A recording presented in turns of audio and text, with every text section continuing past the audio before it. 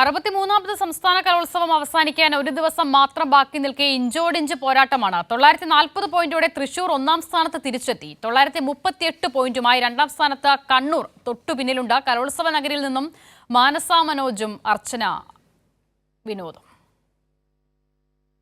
അങ്ങനെ കലോത്സവം അതിൻ്റെ അവസാന ലാപ്പിലേക്ക് കടക്കുകയാണ്. ഇപ്പോഴിതാ ഇഞ്ചോടിഞ്ച് പോരാട്ടം ഉറങ്ങുകയാണ്. ഓരോ വേദികളിലും മത്സരങ്ങൾ തകൃതിയായി നടക്കുമ്പോൾ ജില്ലകൾ തമ്മിലുള്ള മത്സരവും തകൃതിയായി നടക്കുകയാണ്. സ്വർണ്ണ കപ്പിനായുള്ള പോരാട്ടമാണ്. മനസ്സ ഇപ്പോഴത്തെ പോയിന്റ് നില എങ്ങനെയാണ്? തീർച്ചയായും ഇപ്പോഴത്തെ പോയിന്റ് നില ഏറെ അപ്രതീക്ഷിതമായി സംഭവിച്ചുകൊണ്ടിരിക്കുകയാണ്. കാരണം ഇതുവരെയും കണ്ണൂരാണ്, അതായത് 3 ദിവസങ്ങളിലും കണ്ണൂരാണ് മുൻതൂക്കം ഉണ്ടായിരുന്നതെങ്കിൽ ഇന്ന് വൈകുന്നേരത്തോടു കൂടി തൃശ്ശൂർ മുന്നേറുന്നു. ഒപ്പം തന്നെ കണ്ണൂർ രണ്ടാം സ്ഥാനത്തേക്ക് എത്തുന്നു. തൊട്ടു പിന്നാലെ ഉണ്ടായിരുന്ന കോഴിക്കോട് 4ാം സ്ഥാനത്തേക്ക് പോകുന്നു. 4ാം സ്ഥാനത്തുണ്ടായിരുന്ന പാലക്കാട് 3ാം സ്ഥാനത്തിലേക്ക് വരുന്നു.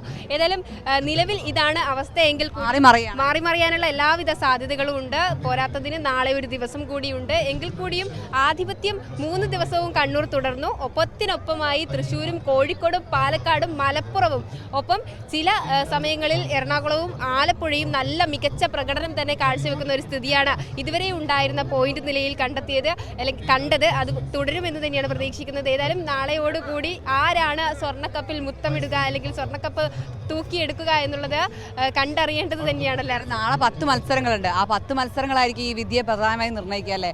എന്തായാലും ഇന്നത്തെ റിസൾട്ട് ഇനി വരാനുണ്ട്. അതിൽ ചിലപ്പോൾ ഒരു മാറ്റം പ്രതീക്ഷിക്കാം. എന്തായാലും ഇതുവരെ കണ്ണൂരായിരുന്നെങ്കിൽ ഇപ്പോൾ അതിൽ മാറ്റം വന്നിരിക്കുന്നല്ലേ? തീർച്ചയായും അത് തന്നെയാണ്. എങ്കിൽ കൂടിയും നമുക്ക് നാളെ കൂടി കണ്ട് അല്ലെങ്കിൽ നാളത്തെ കൂടി മത്സരസ്ഥിതികൾ വിലയിരുത്തിയാൽ തീർച്ചയായും അർച്ചനയും മാനസയും പറയുന്നത് പോലെ പ്രവചനാതീതമായി മാറുന്നു അവസാന മണിക്കൂറുകളിൽ കലോത്സവത്തിന്റെ ഫലം എന്താകും എന്നുള്ളതാണ് ഏറ്റവും പ്രധാനം.